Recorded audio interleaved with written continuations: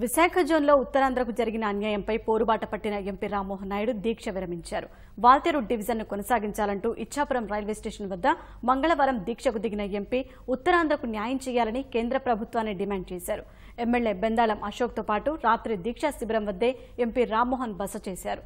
ఇప్పటికైనా కేంద్ర ప్రభుత్వం పునరాలోచించి అందరికీ ఆమోదయోగ్యమైన నిర్ణయం తీసుకోవాలని కోరారు. స్థానిక విద్యార్థులు ఎంపీకి నిమ్మరసమిచ్చి దీక్షను విరమింపజేశారు.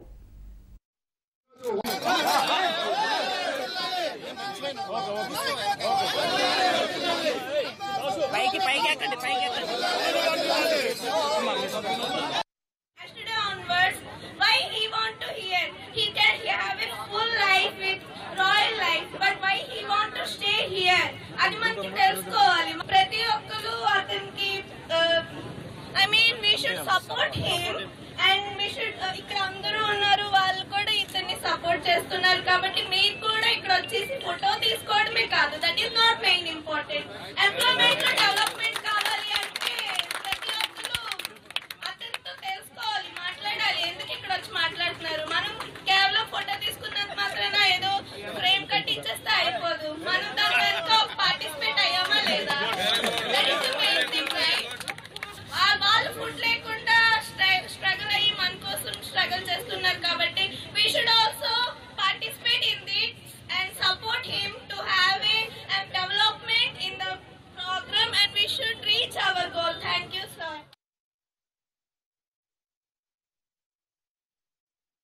మరి ముఖ్యంగా మా తాలూకా డిమాండ్లు వాల్టేర్ డివిజన్ ఈ రోజు తొలగించడం అనేది చాలా అన్యాయంతో కూడినటువంటి అంశం.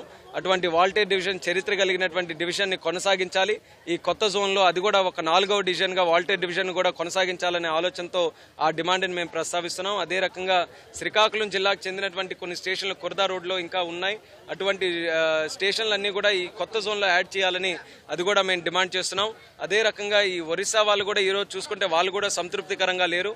వాళ్ళు కూడా అక్కడ ముఖ్యమంత్రి గారే స్వయంగా మాకు ఎక్కడ కూడా చర్చలు జరపకుండా ఈ జోన్ అనౌన్స్మెంట్ చేయడం వల్ల చాలా అన్యాయం మాకు అందరికీ కూడా జరుగుతుందని చెప్పినప్పుడు ఆ విషయాలన్నింటినీ కూడా గమనించి కేంద్ర ప్రభుత్వం 2 ప్రాంతాల వరకు కూడా కూర్చొని పెట్టి ఆమోదయోగ్యమైనటువంటి జోన్ క్రియేట్ చేయాల్సినటువంటి బాధ్యత కేంద్ర ప్రభుత్వం మీద ఉంది.